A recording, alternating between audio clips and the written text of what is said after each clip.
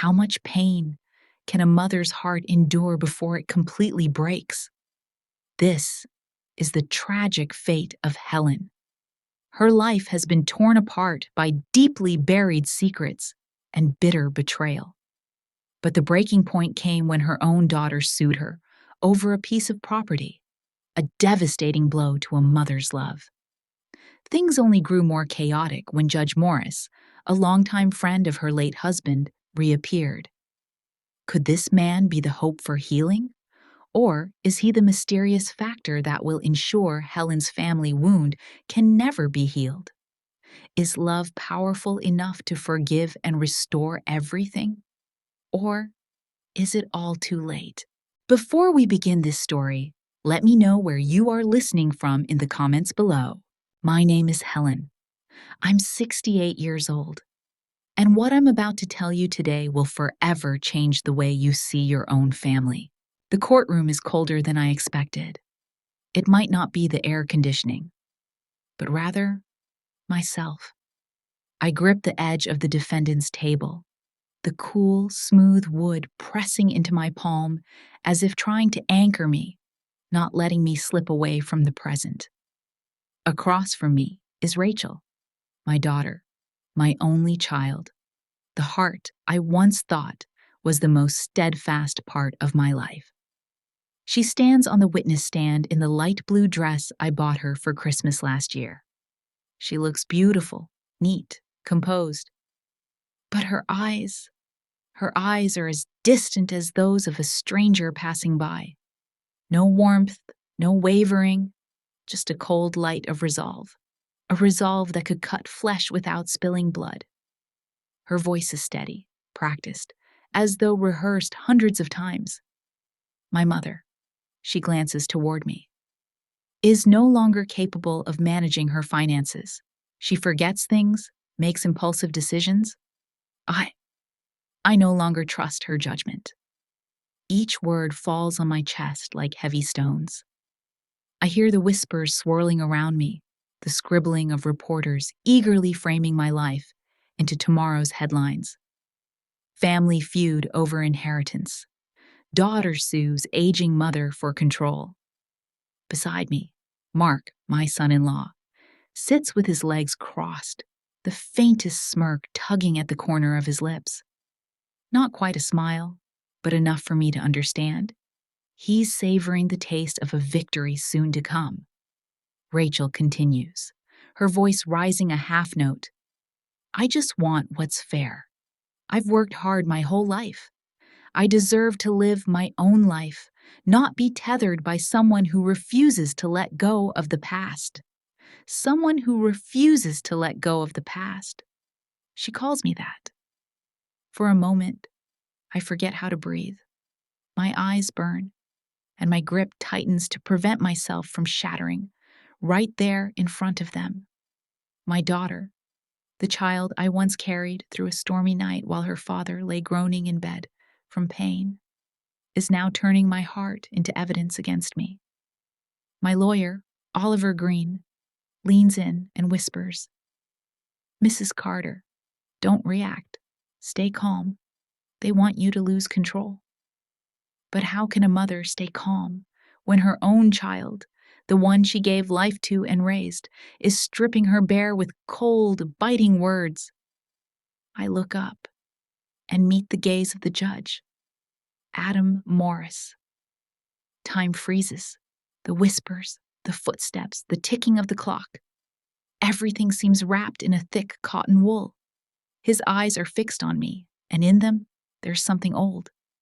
Recognition, shock, and a thin streak of pain like a knife's edge. He pauses. The pen in his hand halts. His lips part, a whisper escaping his throat.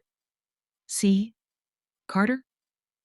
Then, he swallows hard, pulling himself back. His voice suddenly dry and urgent. "The court will take a short recess." The gavel falls, an offbeat rhythm in the orchestrated proceedings. The room stirs. Reporters lower their heads to write faster. Rachel furrows her brow in confusion. Oliver looks at me. What's going on? I don't answer. My heart pounds, each beat striking deep into the memories I had buried. Judge Adam Morris rises from his seat, slipping through a side door, his black robe billowing like an old shadow, stretching from my past into the present. I, Helen Carter, 68 years old, a widow, the mother of a daughter who just stood up to accuse me, sit there, feeling my entire life compress into a shiver in my fingers. "We'll be fine," Oliver says, trying to sound confident. "Don't worry about him. We'll rely on reason and fairness." Fairness. That word weighs like a stone in my pocket. For a long time, my life hasn't had any fairness worth trusting. I look toward Rachel. She's speaking to Mark, her head tilted close to his shoulder. Her lips move quickly, as if justifying herself, as if convincing the battle she's chosen. But Mark's gaze lacks love. It's all calculations. Silent numbers running behind his eyes. Perhaps, deep down, she knows. The courtroom empties slowly, and I remain seated, watching my reflection flicker on the polished wood. Tired eyes, gray hair neatly pinned, the face of a woman who has thrown all her youth into the fire of family, only now to be judged as unfit to hold on to what little remains. An officer approaches, his voice soft. "Ma'am, the court is taking a break. You can step outside." I nod, but don't stand right away. In my mind, the moment when the judge's eyes met mine keeps replaying. The pale face, the trembling lips, then the word Carter slipping from his throat like a shard of broken glass. He knows me. I'm sure of it. But from where? And for what reason? When I stand, my hand reflexively touches my purse, and I catch sight of Rachel leaving the room with Mark's arm draped over her shoulders. They don't look back. Not once. The courthouse steps are bathed in cold wind. My coat flaps, the edge of my scarf stinging my chin like a reminder to stay alert. I gaze at the silent gray sky, listening to the scattered fragments of memories falling somewhere inside me. The rushed dinners when Paul, my husband, still tried to hide debts to keep me from worrying. The nights I stayed up late calculating rent, tuition, medicine. The mornings I woke early, skipping meals, working extra hours to give Rachel a better pair of shoes, a warmer coat. I believed that love was about doing until there was no strength left to speak. Perhaps that's why I stayed silent for so long.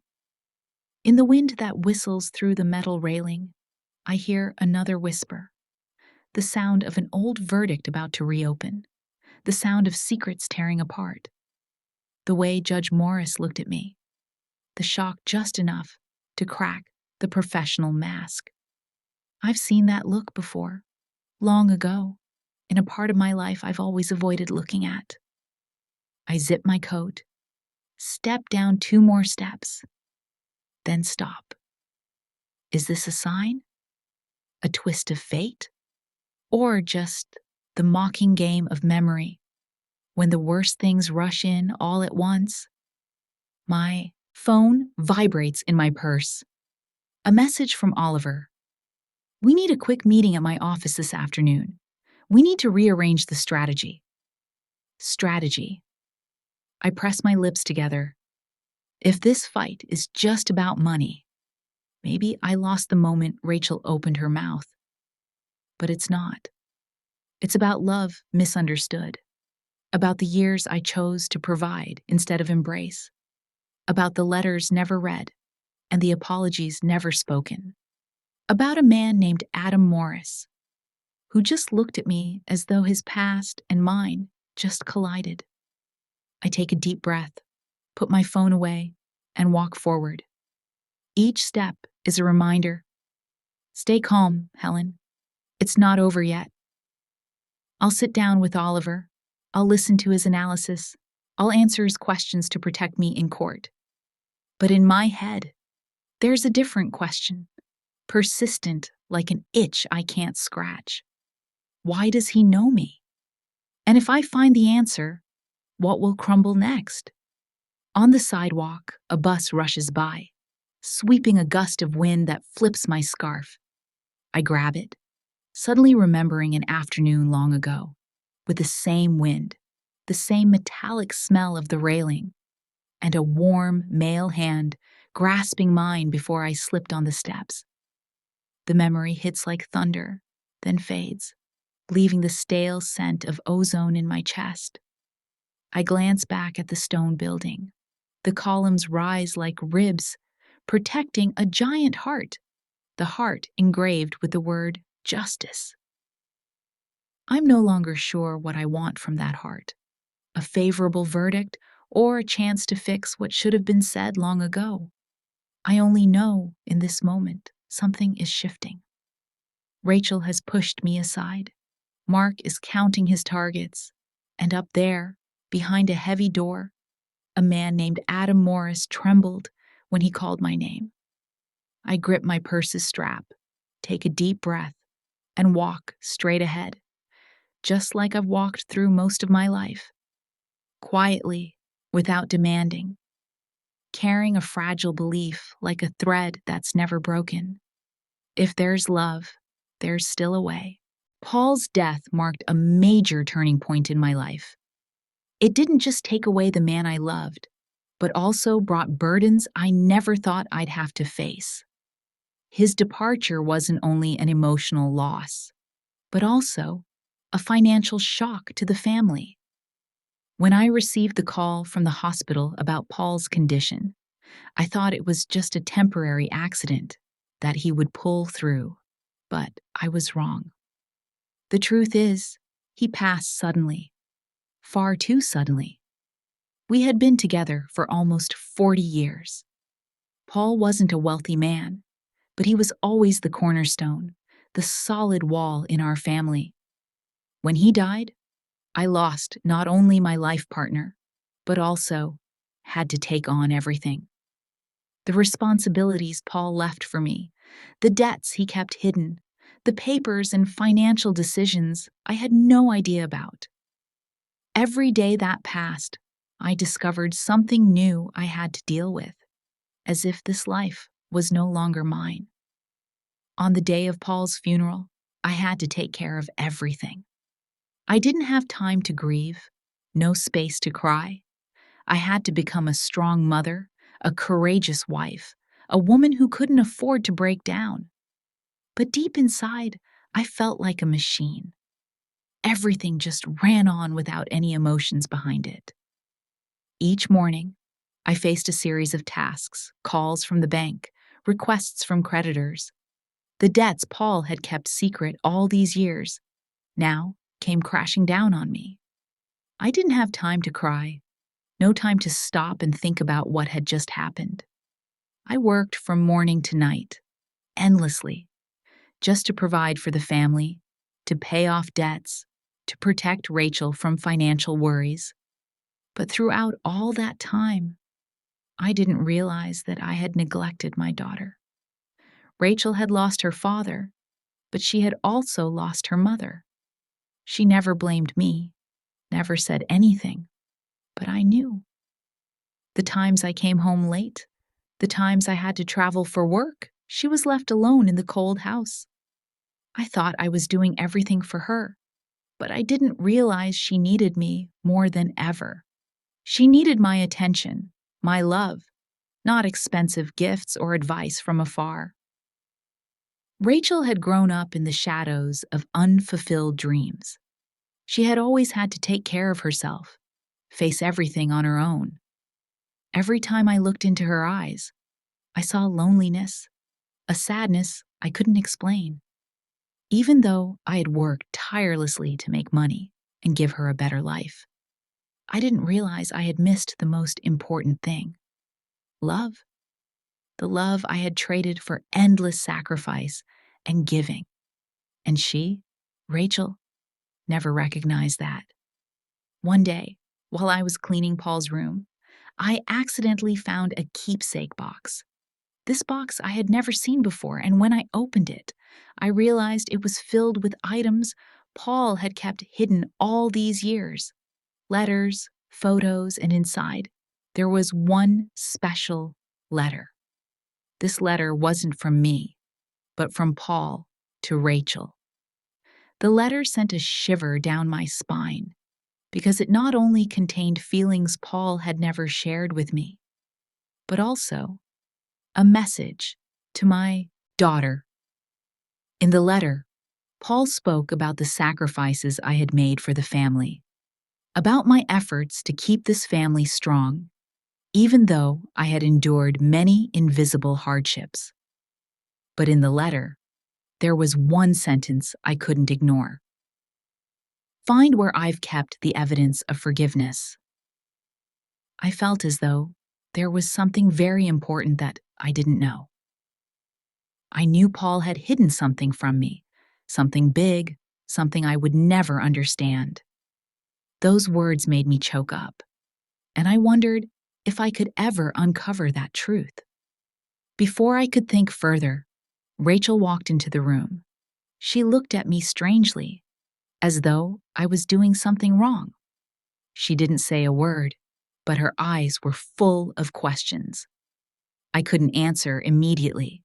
She had read everything I was holding, and she couldn't understand why I was doing these things.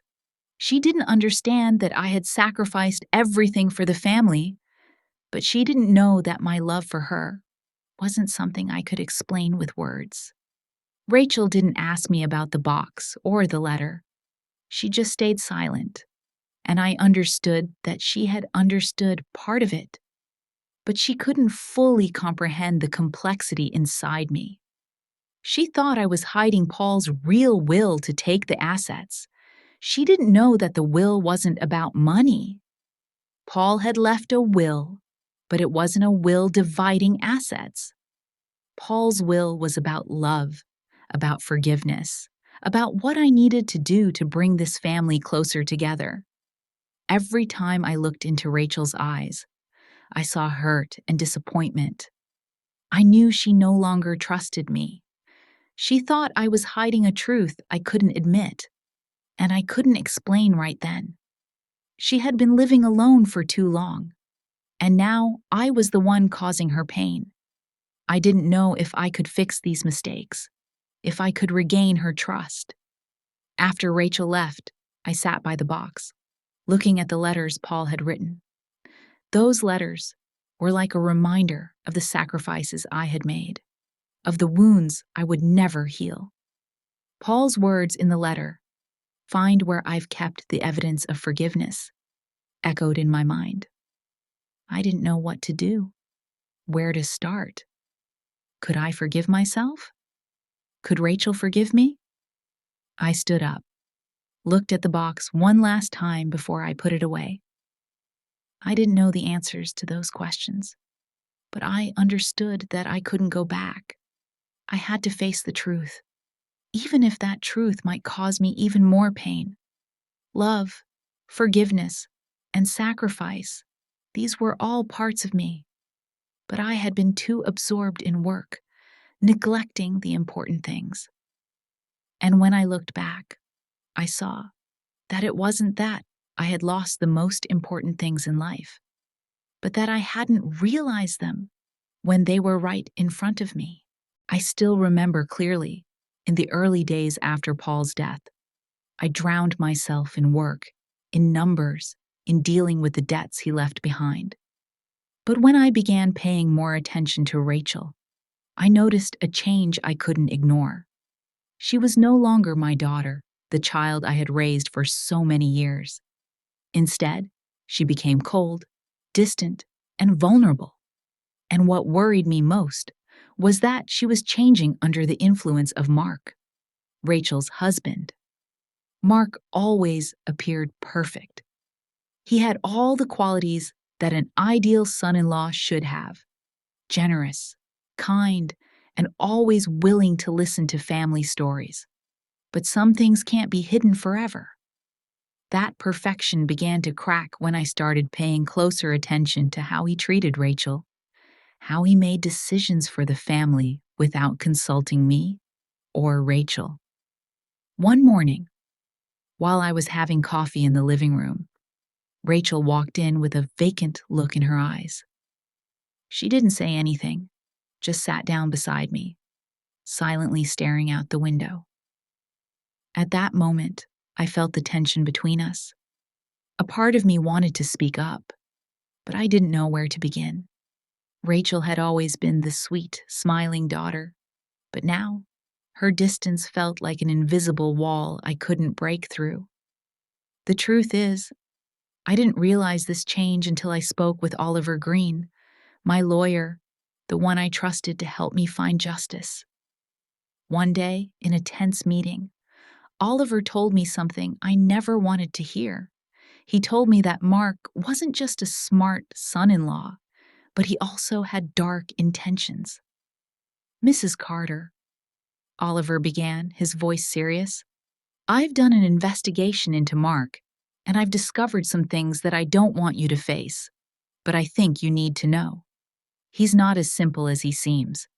Since Paul passed, he's been pulling Rachel into a vortex she can't escape." "What? Mark?" I repeated, unable to believe what I had just heard. "Are you sure? He's the only one I trust to help Rachel during this time." Oliver looked at me, his eyes full of concern but still determined. "I don't want you to panic, but I found connections between Mark and some unclear individuals in the finance industry. His transactions and decisions are not transparent. And if I'm right, he's pulling Rachel into financial schemes she doesn't fully understand." I felt slapped in the face. Mark, my son-in-law, the one I had considered part of the family, was slowly revealing his true face. He wasn't just the loving family member. He might have his own agenda. I couldn't imagine that he would deceive the family, deceive Rachel, my daughter. "Can you stop him?" I asked, my voice trembling, but I couldn't allow myself to show weakness at this moment. "We need to expose everything in front of Rachel. She needs to know the truth," Oliver replied. "But the problem is, Rachel isn't ready to face it. He's dragged her too far into the trap he set." That truth was suffocating. I knew Rachel wasn't someone who could be easily deceived, but it seemed like Mark had found a very subtle way to approach her. Every time I tried to talk to Rachel, she was like a cold stone, unmovable. I couldn't see her anymore in those eyes full of doubt and worry. Everything became clearer one evening when I sat down to talk with Rachel. She had just returned from a long evening with Mark. I noticed the difference in her. It wasn't a change in appearance, but in the way she looked at me, in the rushed answers she gave. When I asked about her day, Rachel just gave me brief answers, not wanting to share anything more. "Rachel, are you okay?" "You don't talk to me much anymore," I said, trying to keep my tone gentle, but inside I felt a deep wound. "I know you're being pulled into a situation you don't fully understand."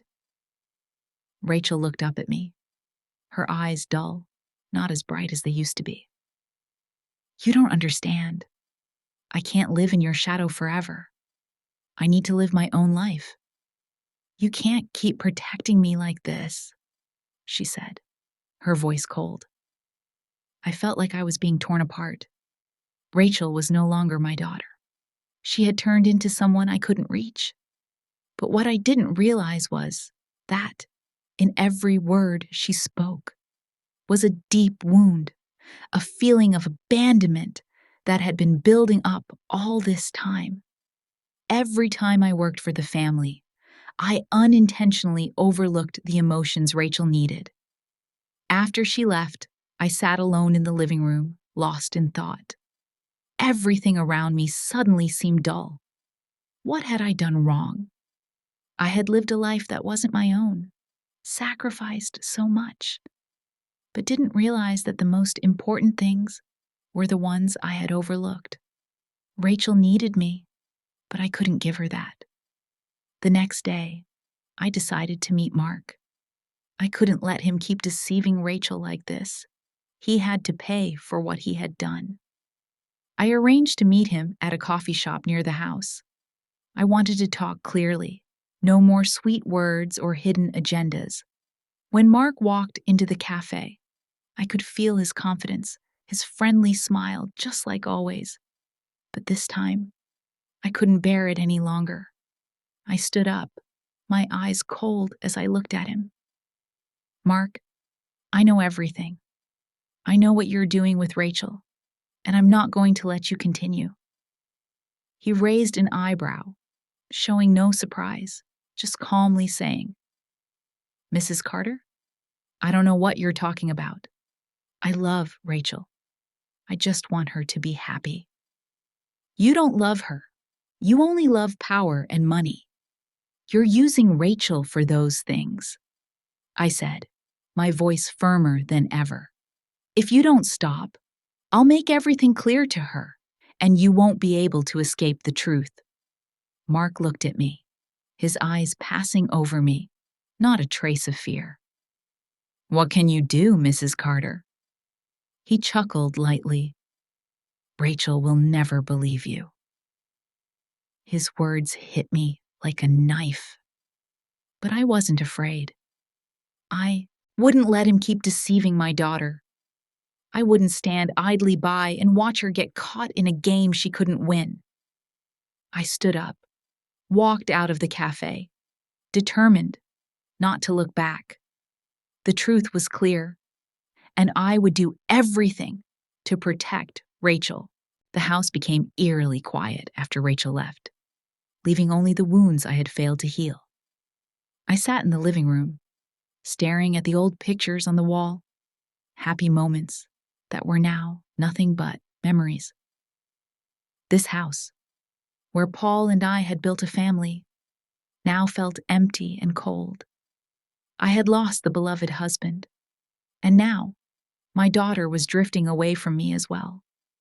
Though I had done everything for the family, I could not escape the feeling of failure. Every decision, every action I took in the past seemed to have led to the rift between mother and daughter. From the long hours of selfless work to the moments I couldn't spend with my family, I had done everything, but failed to hold on to the most important things. Yet, in an unexpected moment, something happened that I hadn't anticipated. One morning, as I was sitting in the room, a sudden knock on the door rang through the silence. I stood up, walked out, and before me stood Jacob, my son, who had left many years ago, now standing there, slightly nodding in silence. Jacob? I couldn't believe my eyes. At that moment, it felt as though the world had come full circle, like a dream that couldn't become reality. You're back? Jacob stood there, silent for a moment, his gaze unchanged, with a trace of sadness, like a gray cloud hanging over him. Mom, he said, his voice low and heavy. I'm sorry for leaving, but I think I need to come back. You need me? Jacob was the son I had raised from childhood, but for many years, he had abandoned the family, left me behind, to chase what he thought was more important. The time he spent away from us only drew us further apart, and I could never understand why he left without a word of goodbye. Why did you leave? I asked, feeling confused. Why didn't you say anything? Leave me alone in this house. Jacob lowered his head, not speaking for a moment. Then he looked up at me. I was wrong, Mom. But when I saw you getting caught up with Rachel, I realized I had to come back. I can't let you and Rachel stay trapped in this endless cycle. His words choked me up. I thought Jacob would never return, that he would live far from me, uninterested in the family. But now he stood before me, saying he understood, saying he would come back to help and protect the family. While my heart swelled with immense happiness, there was also deep anxiety. Jacob had come back, but was it too late? Could this family relationship be healed? We sat down and began talking. Jacob told me about the years he spent away from home, about the decisions he had to face, and the reasons that made him unable to continue living under my shadow. He had to leave the family because he felt abandoned, much like Rachel. He had to face the lack of emotional support from me, but in a different way. Still, he admitted that he was wrong for not coming back sooner. "Why didn't you tell me?" I asked, my voice catching. "If you needed me. Why, leave without saying a word?" Jacob lowered his head, sighed. "I don't know, Mom. I thought I could handle everything, but I was wrong. You weren't the only one at fault. I also played a part in this." We sat there in silence, as if each word, each confession needed time to be swallowed. Then, Jacob pulled out an old photo from his jacket pocket. The photo had yellowed with time, but clearly, it was a family picture. Paul, me, and Jacob, sitting on the old sofa in the living room. But there was something strange. Another man was in the picture, a man I didn't recognize. His face was obscured, but I could feel a sense of familiarity in every line of his features. "What's this?" I asked, a sense of worry rising in me. Jacob didn't respond immediately. He just looked at the photo and then said, "Mom, I found this photo among Paul's things. I don't understand why he kept it, but when I saw the man in it, I realized it's Judge Adam Morris." Jacob's words hit me like a bolt of lightning. Judge Adam Morris? The man I never thought was connected to my family, now appearing in an old photo and standing next to us? This couldn't be. How could Paul have kept this secret without ever telling me? "Judge?" I could barely speak. "Adam Morris? How do you know it's him?" Jacob nodded. "I can't be sure, but the look in his eyes, the way he looked at you in the courtroom, I recognized it immediately. That's why I wanted to come back. I think you need to know everything, Mom. You need to understand the connection between him and our family. And if you want to protect Rachel, we have to clear this up." Jacob's words left me stunned. I knew Judge Morris was a powerful figure in this lawsuit, but I never imagined he had a deeper connection to my family. This made me feel as though everything from the past, every choice I had made, was coming back to haunt me. Paul had kept a big secret, and now, with him gone, I had to face questions I couldn't answer. I couldn't sit still anymore. It felt like there was a crack in my family that couldn't be mended, and this photo was just a part of the mess I was trying to untangle. Judge Morris wasn't just an impartial figure in the court. He was part of the secrets Paul had kept hidden. Emotions welled up inside me. What had I done wrong? Why did Paul keep this relationship a secret? And why hadn't I noticed all of this? "We need to find out more about this," I said, my voice hoarse. "I can't let everything continue without knowing the truth." Jacob nodded, his eyes shining with determination, something I hadn't seen in him for many years. He had come back, but could I trust everything that was happening? Could the truth I was seeking bring answers to all these hidden secrets? Every time I think I've gathered enough strength to face what's behind me, something pulls me back. My past, my family's past, feels like a storm, sweeping everything off the path I've walked. Paul is gone, leaving me with burdens I never expected. And now, The secrets from his past are slowly revealing themselves, like a whirlwind that won't stop. After the meeting with Judge Adam Morris, I felt like a part of me had been torn apart. The questions I never even thought about now appeared clearly in my mind. Why did Paul keep the secret about his relationship with the judge? Why did he hide everything from me? Had Paul betrayed me in a way I couldn't fully understand? I sat in the living room, staring at the old family pictures. Each photo told a different story, but now they were just faded memories. The moments with Paul, the happy days with the family, now seemed replaced by a terrible secret. And I, the only one left in this family, had to face questions that I couldn't find the answers to. Since I learned about the relationship between Judge Morris and Paul, I couldn't sleep at night. Thoughts of betrayal, of things that had been hidden, kept circling in my head. Rachel, my daughter, wasn't handling what had happened any easier. She couldn't understand why I remained silent, why I didn't tell her everything. And I couldn't answer her convincingly because, truthfully, I didn't know the full truth either. That evening, when I walked into Oliver Green's office, I felt like I was standing at an important crossroads. Oliver wasn't just my lawyer. He was the only person I trusted in this entire legal battle. But I also knew that he couldn't solve all the things I was facing. Paul's hidden secrets, the relationship with Judge Morris, all those connections that had never been revealed. Those were things I couldn't ignore. Oliver, I began, my voice slightly trembling. I can't sit still anymore. I need to know everything. What he hid from me, what Paul has been keeping from me all these years.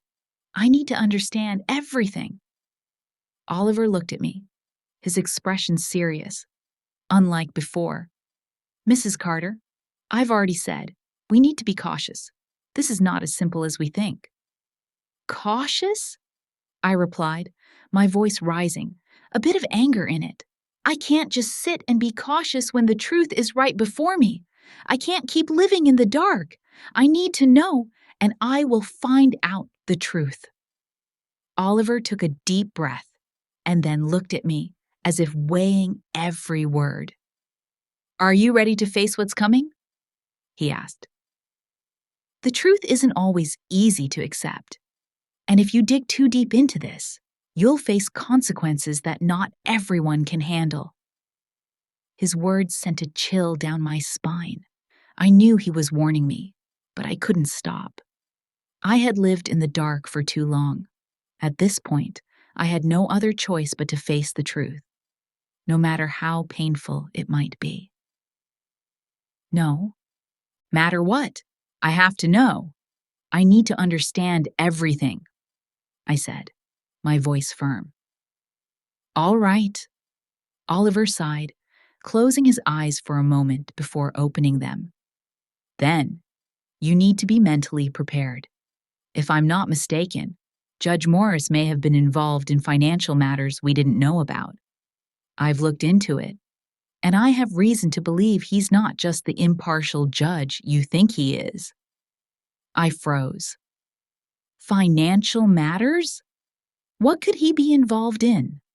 I asked, tension building.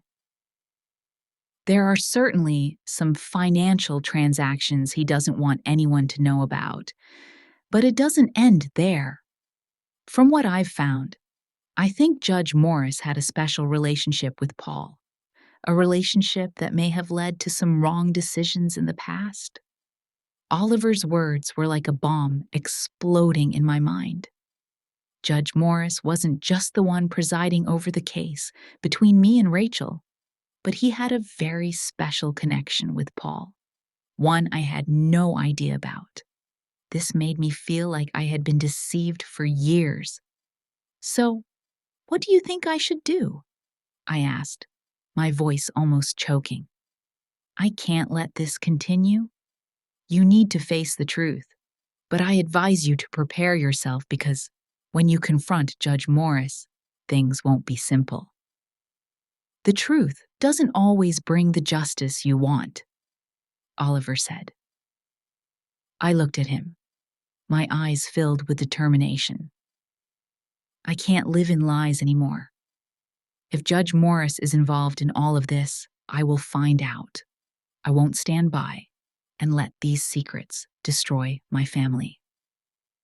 With those words, I stood up, feeling as though I had found the path ahead. What I learned from Oliver was just the tip of the iceberg, but I couldn't stop now.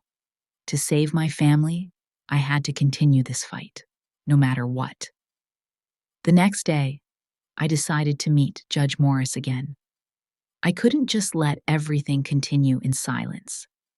I had to know the truth. I had to face the past and uncover the things that had been hidden. When I walked into Judge Morris's office, I noticed a change in the way he looked at me. He was no longer the impartial figure I thought he was. The previous times, when he looked into my eyes, he always maintained a calm demeanor. But today, I could sense the tension in his gaze. And as I got closer, I couldn't help but notice that something was changing in him. I didn't think you'd come back, Judge Morris said, his voice lower than before. I can't keep living in lies, Judge Morris, I replied, my voice firm. I need to know the truth about your relationship with Paul. I need to know what you've been hiding from me. He didn't respond immediately. Instead, he took a deep breath, then looked at me intently. You don't understand. What happened between Paul and me is the past, decisions I can't change. I don't want to hear excuses anymore, I said, my eyes flashing with anger. I need the truth, and I won't stop until I know everything. Judge Morris looked at me, his eyes as if battling with himself. You don't understand, he said again. If you want to know the truth, you'll have to pay the price for it. At that moment, I understood that I had entered a battle with no way to turn back. This truth not only had the power to change my life, but it could destroy everything I had built. But I could no longer live in uncertainty. I had decided to face the past, no matter how painful it might be. Every step I took down the courthouse hallway felt heavy. As I stepped out of the courtroom, I could feel the eyes of everyone on me, each one waiting for my failure. But I no longer felt fear. For the first time in this entire journey, I felt that I was moving in the right direction. I had done what I had to do. It had been so long since I had felt this sense of determination, of trust in what I was fighting for. It wasn't about money. It wasn't about the assets Rachel wanted. It was about honor, about honesty, and most importantly, about family. As I walked out of the courthouse, everything seemed the same, but I felt different. My heart, though it had been through so much hardship and pain, still beat strong. I looked at the room in front of me, where people were going about their work, but I knew they couldn't understand what I was going through. My legal team had prepared thoroughly, but I still felt a weariness that words couldn't express. I had fought my whole life, but this was a battle I couldn't afford to lose. I stopped at the reception desk, feeling a bit claustrophobic. Everything within me still hadn't settled.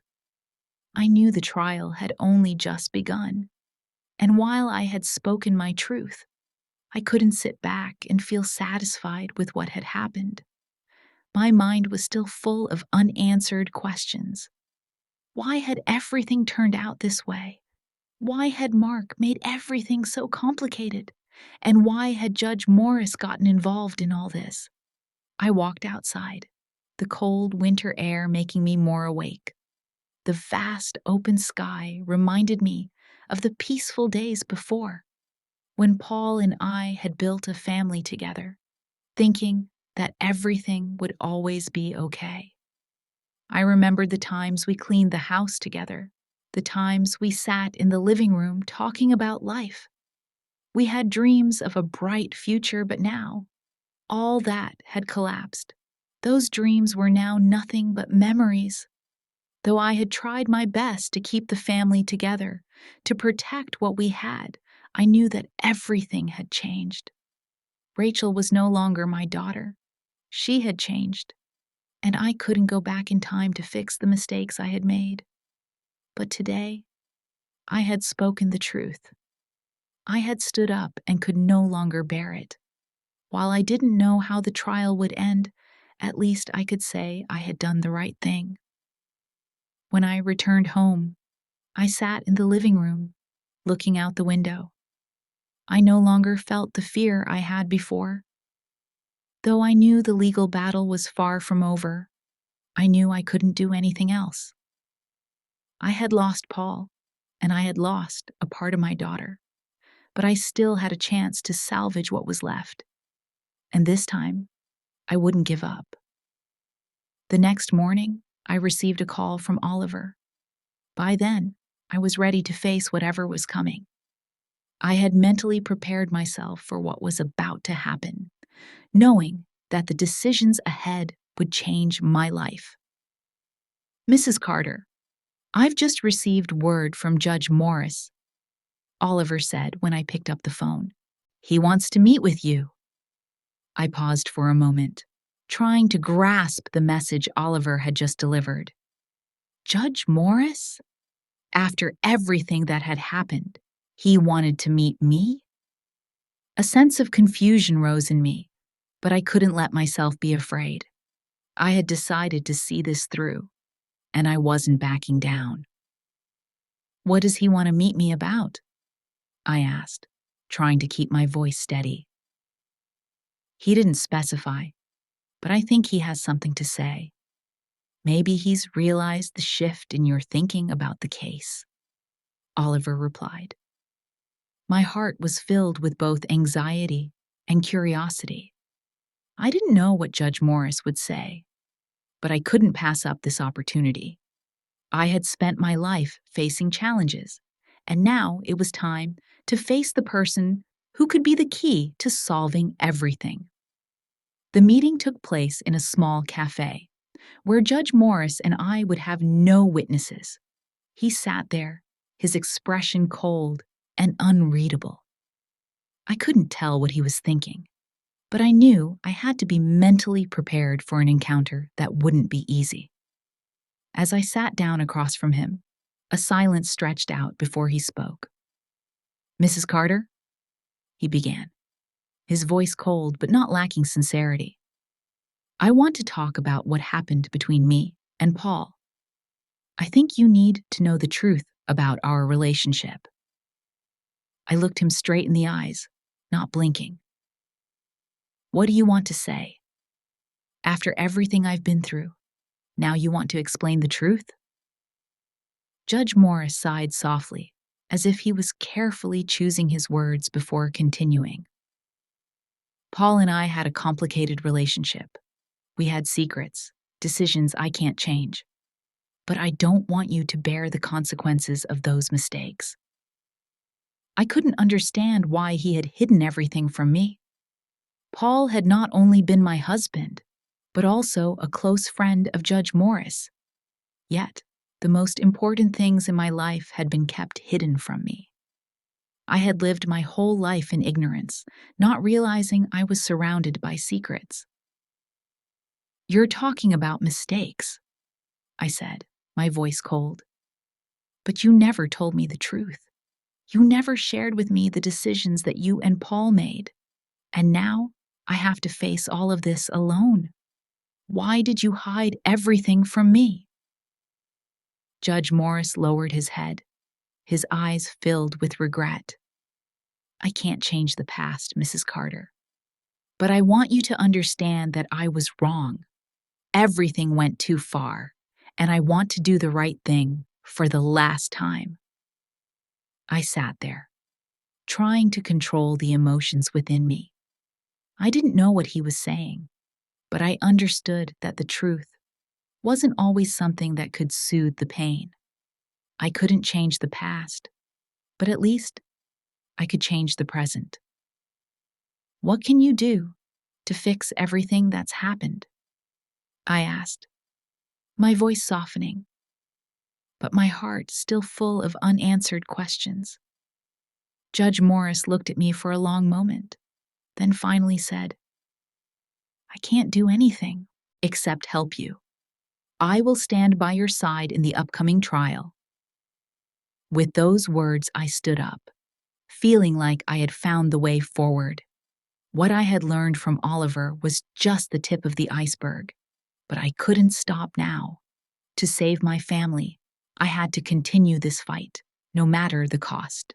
Every step I took into the courtroom that morning felt heavy, so heavy that I thought I couldn't continue. Each step felt like a strike to my heart, reminding me that I was standing at a critical crossroads where the truth could no longer be denied. The words of Judge Morris still echoed in my head. "I was wrong, Mrs. Carter. I can't change the past." And his gaze, fleetingly sad, fleetingly fearful, made it impossible for me to ignore. Everything had become too unclear, and I could no longer live in that ambiguity.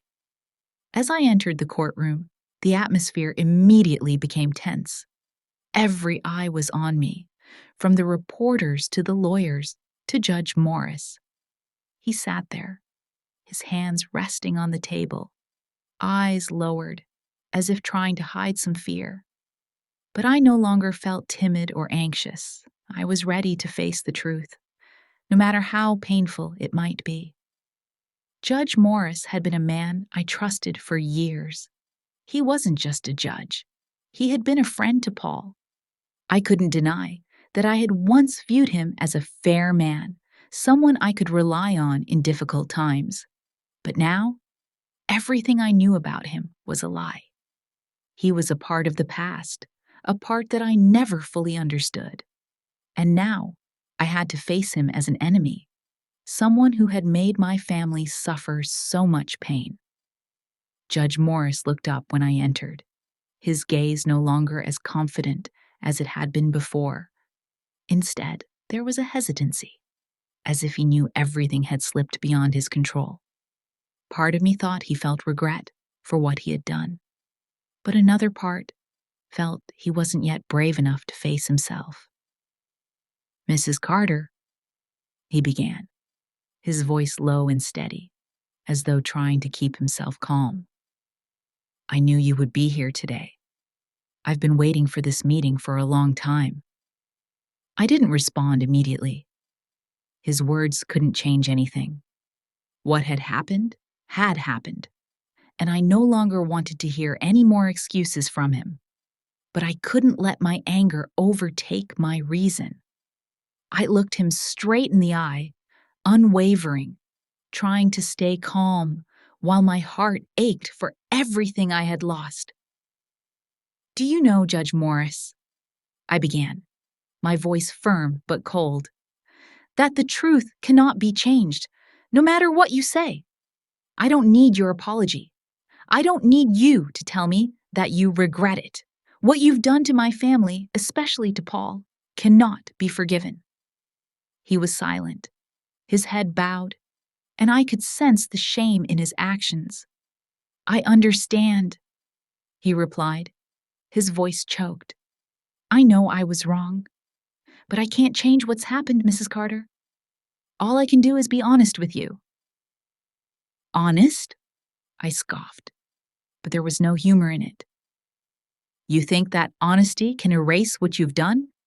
For years, you hid everything, hid it from me, hid it from Paul, and now you want to be honest?" He looked at me, his gaze no longer confident. "I can't change the past, Mrs. Carter. I did wrong, and I have to live with those decisions for the rest of my life. But I don't want you to keep living in this lie." I couldn't say anything else. His words were like a knife in my heart. These words had no value to me anymore. I had lived in lies for far too long, and now I just wanted the truth, no matter how painful it might be. I didn't want to feel deceived anymore. "So, what do you want?" I asked, my voice dry. "Do you think you can fix everything you've caused? Do you think your apologies will make me feel better?" Judge Morris sat in silence, as if thinking over what I had just said. "I know you're suffering, but I can't change what's happened. My mistakes and Paul's have pushed you into this situation. I can't fix it, but I can help you one more time." I stared at him for a long moment. "Help me one more time?" I repeated, my voice laced with sarcasm. "How are you going to help me? Help me get forgiveness? Help me reclaim what's been lost?" Judge Morris looked at me, his eyes weary and full of remorse. "It's not forgiveness, Mrs. Carter. I just want to help you find the truth that you deserve to know." At that moment, I felt an invisible weight in my chest. I had thought that these secrets would only tear my family further apart. But the truth, no matter how painful, was the only thing that could salvage what had been lost. And I realized that Judge Morris, despite all his mistakes in the past, might be the only one who could help me understand everything that had happened. "Then, can you be more specific about your relationship with Paul?" I asked, my voice softening. "Is there something in the past I don't know? And why did you hide everything from me?" Judge Morris was silent for a moment, as if trying to carefully consider every word. "Paul and I had a very complicated relationship. We were very close friends. But there was a time when we stopped keeping in touch. The decisions I made in the past, the things I did, they had their own reasons. But I know you can't fully understand everything, and I don't want to make you suffer any more." His words were like a puzzle I couldn't solve. The relationship between Judge Morris and Paul wasn't just a simple friendship. It held things I never imagined would affect my family. And now, I had to face that alone. I stood up, not wanting to hear any more. "You've hidden too much from me. I don't need you to explain anymore. I'll find out the truth on my own." Judge Morris looked at me one last time, his eyes full of regret. But I couldn't feel sympathy in them. I didn't need his sympathy. I just needed the truth. The whole house felt like a silent space, heavy and suffocating. After leaving the court yesterday, I no longer felt like a winner. Even though I had faced Judge Morris, even though I had brought things to light, I still couldn't find peace inside. Unanswered questions kept circling in my mind, and I couldn't push them away. I knew the truth had been exposed, but my family, my daughter Rachel, she couldn't accept it. Everything only grew worse. We, Rachel and I, had once been very close. She was the daughter I loved most, the only thing I truly had. But over the years, my wrong decisions had driven her away. I hadn't realized that my love for my family wasn't just about work or material things, but about care, about being present in her life. I had overlooked her for too long, and now I couldn't change the past. That day, I received a call from Jacob. For the first time in many years, he called me. Jacob, the son who had left the family long ago, now wanted to see me. A feeling of both joy and worry rose in me. He had been gone so long, and the distance between us had grown too vast. But I knew that if I wanted to save my family, I had to face Jacob. I had to understand why he left and why he was returning now. When Jacob arrived, I saw him standing at the door, no longer the child I had raised.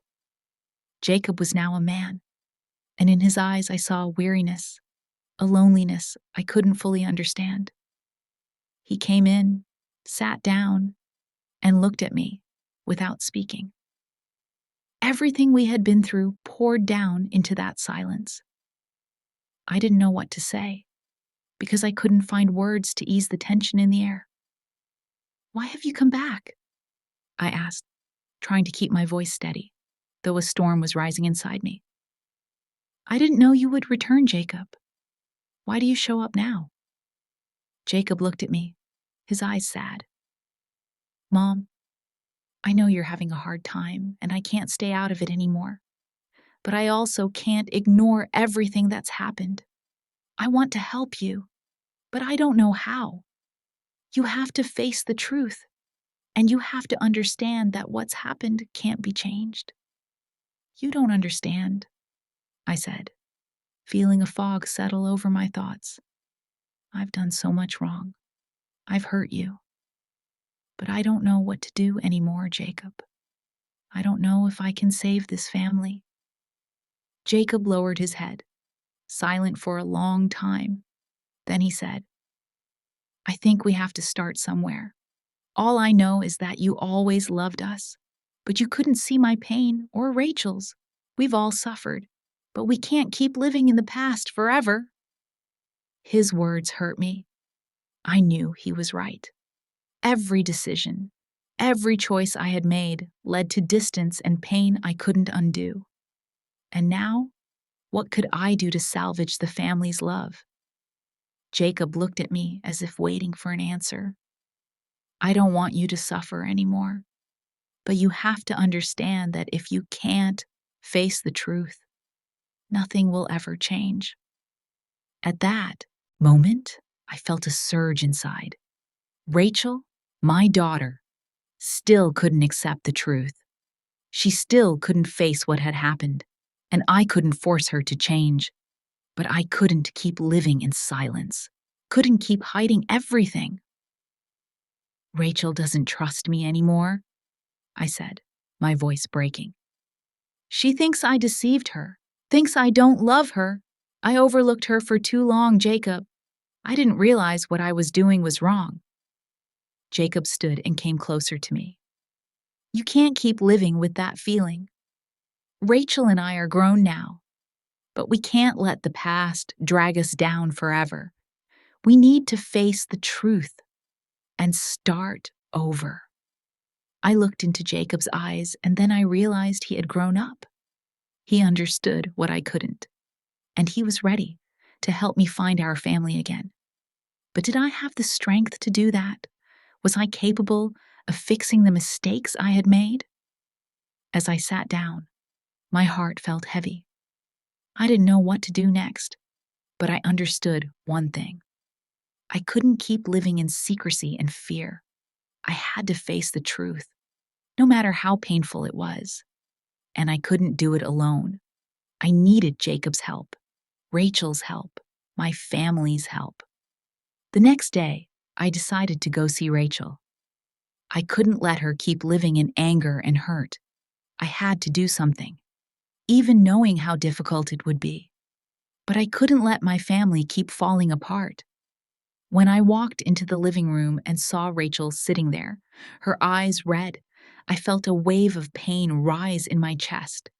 She still wasn't ready to face me, still wasn't ready to hear my apology. But I couldn't remain silent any longer. "Rachel," I began, my voice trembling. "I know I've done so much wrong. I neglected you, but I love you, and I will do everything to make things right." Rachel said nothing, just looked at me in silence. She couldn't put her feelings into words, but I knew she was struggling within herself. She wanted to forgive, but she couldn't easily accept the truth. "I never wanted to hurt you," I continued, my voice choking. "I only wanted you to be happy. But I was wrong. I didn't see what you needed. I wasn't there when you needed me most." Then Rachel stood up, and I saw the pain in her eyes. "It's too late, Mom," she said. her voice dry. "I can't live in the past forever. I can't keep enduring what you've done." Those words twisted my heart, but I understood. She couldn't keep living with that torment. She needed to move forward with her life, with or without me. And I, her mother, had to find a way to heal the wounds, no matter how painful it would be. That day, when I walked into the courtroom, I no longer felt fear, only a deep emptiness. All the months of fighting, the sleepless nights, the moments of facing pain, all of them led to this one moment.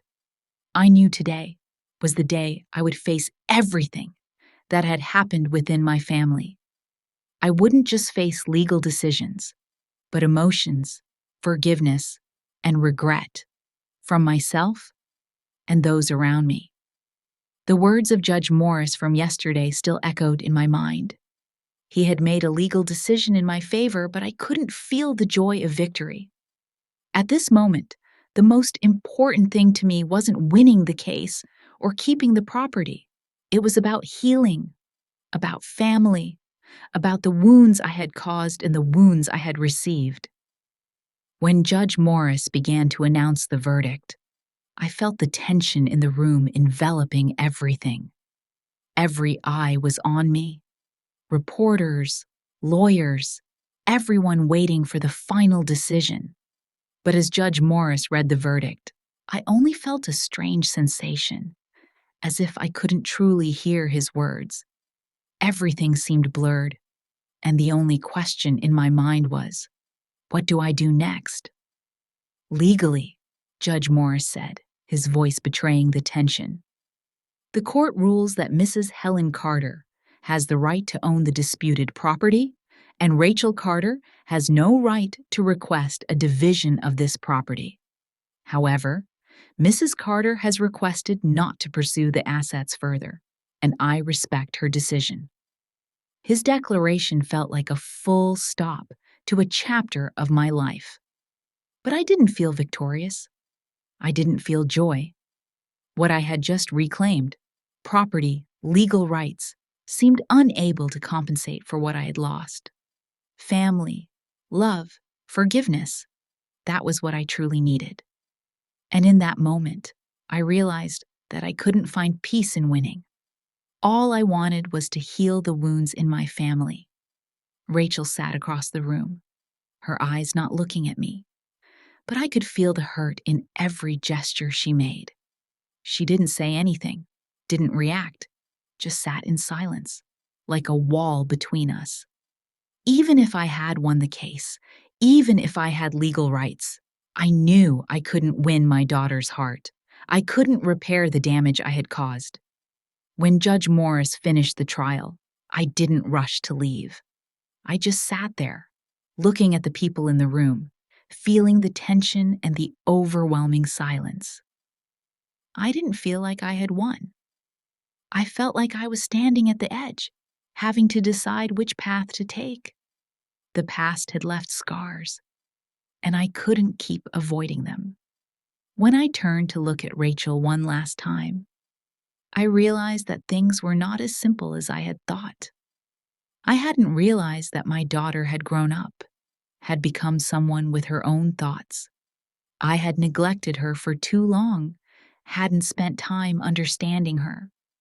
All I could do now was face my mistakes and try to make amends. I stood up and walked out of the courtroom, my heart heavy. I didn't know what to do next, but I knew I couldn't keep living with old wounds. I needed to find a way to heal, not just for me, but for this whole family. An hour later, I sat in my living room. I looked at the old family photos, seeing the happy moments I had lost, but I couldn't keep looking at the past. I had to find a way to change, to rebuild the relationship with Rachel, with Jacob, and with myself. When the phone rang, I jumped. It was Rachel. I hesitated to answer, not knowing what she would say, but I couldn't let her stay distant from me forever. I pressed the answer button. "Hi, Mom," Rachel said, her voice soft, but I could feel the tension in every word. I I want to talk to you." "Rachel," I said, my voice trembling, "I really want to meet you. I want to talk to you, to understand you better, so we can start over." "I don't know," she replied. "I don't know if I can forgive you right away, Mom. But I want to try. I don't want to live in anger and pain anymore." My heart shattered into pieces. Rachel's words were like a ray of light, but also like a fatal blow, striking what I hadn't been able to understand. She wanted to forgive, but she couldn't do it immediately. And I understood. We couldn't take back what had been lost, but we could rebuild. I could love her in the way she needed, not the way I thought was right. "Do you love me, Rachel?" I asked, my voice choking. "I'll do anything to make you happy. I know I was wrong, but I want us to start again." Rachel was silent for a moment. Then she said, "I love you too, Mom, but I need time. We'll have to start over." Her words weren't immediate forgiveness, but they were a step forward, a step that I couldn't ignore. If I could do it again, I wouldn't let my family fall apart. When the call ended, I looked out the window, seeing the overcast sky. But inside me, there was a small flicker of light. Forgiveness wasn't easy, but I knew I had to start somewhere. And this time, I wouldn't give up. Judge Morris had helped me realize that, no matter how painful, the truth was the only thing that could lead me to peace. I had found forgiveness, not in words, but in the actions I would take from now on. That meant continually loving and cherishing my family, even if it meant facing all the wounds we had caused. Everything had changed within me. After all the storms, all the times of facing the truth, I realized that love, no matter how great, can still shatter. But forgiveness and the effort to mend can create a new beginning. Not the forgiveness of those around me, but my own, for myself, and for the people I love. Every step I took after the trial felt like a search for peace in my soul, a salvation not only for my family, but for myself. I had won the case, but what I gained was not property. It was the chance to begin again, to change, and to heal the wounds that had long gone untended. The next day, I sat in the garden by the old table where Paul and I had so often sat together, feeling the gentle morning air. Soft rays of sunlight fell, and everything seemed to brighten again. The walls of the house, the family photos on the wall, were no longer memories drenched in tears. I looked back on the days that had passed, looked back on my mistakes, and felt my heart gradually grow calm. Not because I had won the legal battle, but because I had begun to understand that sometimes forgiveness is the greatest strength a person can find. But I couldn't deny that I was still worried about the future, about my relationship with Rachel, about the things left unsaid and unclear. Although Rachel told me she wanted to try to start over, I knew this path would not be easy. She was still in pain, still bearing wounds that hadn't healed. And I cannot live forever in the past, but I also cannot give up on her. Never. One afternoon, as I was sitting in the garden, Rachel appeared. She stood by the gate, looking at me for a moment before stepping in. My whole body went rigid when I saw her. We hadn't spoken for a long time, but in her eyes I saw struggle, confusion, and a longing to be healed. Nothing was as simple as I had thought. "Mom," she called me, her voice a little soft. "I want to talk to you again." I stood up and walked toward her. "Rachel," I said, my voice gentle, "I really want to talk to you." I've been thinking about what you said, about what we've been through. I know I was wrong, but I just want you to understand that I love you." She didn't answer right away, just stood there, her eyes on me, full of exhaustion. Then she said, "I know you love me. I know you've always wanted what's best for me, but I can't keep living in this pain. You overlooked me for too long. You didn't see me, and I feel like I was forgotten." Rachel's words choked me. She was right. I had overlooked her. I was too busy with my own life, with wrong decisions I can't take back. But I won't let my daughter suffer any longer. "Rachel, I can't change the past," I said, my voice catching. "But I won't give up on you. I was wrong, and I'm willing to do anything to heal these wounds. I love you, and I always will." Rachel was silent for a moment, her gaze a little distant, yet clearly thinking hard.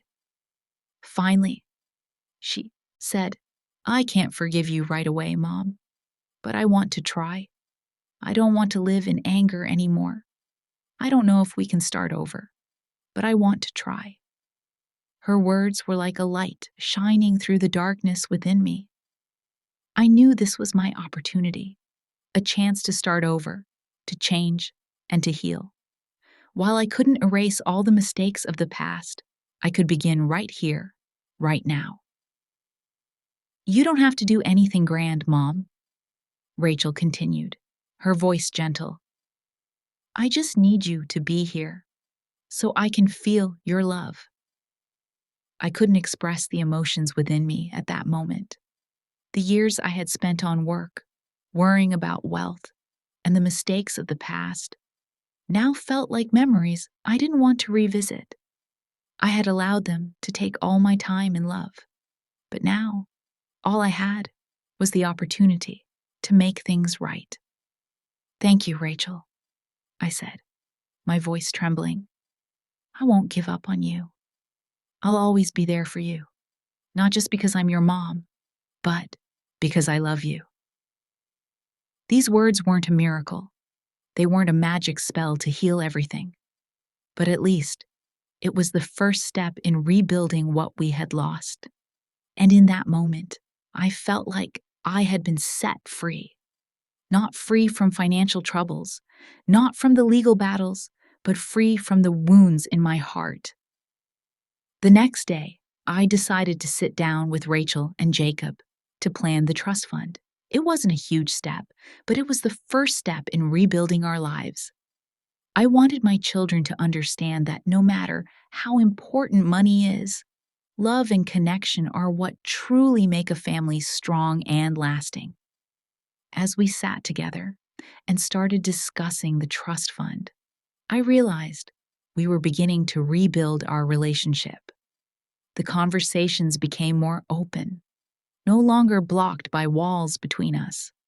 Though there was still much to do, I knew my family would be stronger if we kept trying, kept loving each other. A week later, I received a call from Judge Morris. He wanted to meet with me. By then, I no longer felt the anxiety I had before. I was prepared to face whatever was coming. No matter what he said, I no longer felt the pain. I no longer felt torn between the past and the present. When I met Judge Morris for the last time, he was no longer the man I had trusted. His eyes were filled with exhaustion, and I could see that he was no longer as confident as before. "Mrs. Carter," he said, his voice deep with regret, "I know I was wrong, but I want to say that I'm truly sorry for what happened." I looked at him, but I didn't say anything. I didn't need his apology anymore. "I understand, Judge Morris," I said, my voice gentle. "But I can't change the past, and I don't need to hear your apologies. I just want to say that I've forgiven you, and I won't let your mistakes affect my family anymore." Judge Morris looked at me, and I could see a sense of relief in his eyes. I didn't know what he would do next, but I knew one thing. I had won the most important battle. The battle wasn't about property or rights. It was about love, forgiveness, and hope. I didn't need forgiveness from others. I needed it from myself. And now I had found it. After everything that has happened, I've realized that in life, we can't always get back what we've lost. Old wounds may never fully heal, but with each step, we can find the strength to forgive and move forward. Yes, there are things that cannot be changed, but forgiveness not only brings peace to others, but also to ourselves. And that, truly, is the real strength. Amidst the mistakes, betrayals, and pain, I found a new path. I am no longer the woman in anguish, tortured by the past. I am a mother, a woman who knows how to forgive, to love, and to cherish what remains. Not because I won the legal battle or regained property, but because I have healed the wounds within me, opening a new chapter for my family. Sometimes, life isn't about winning.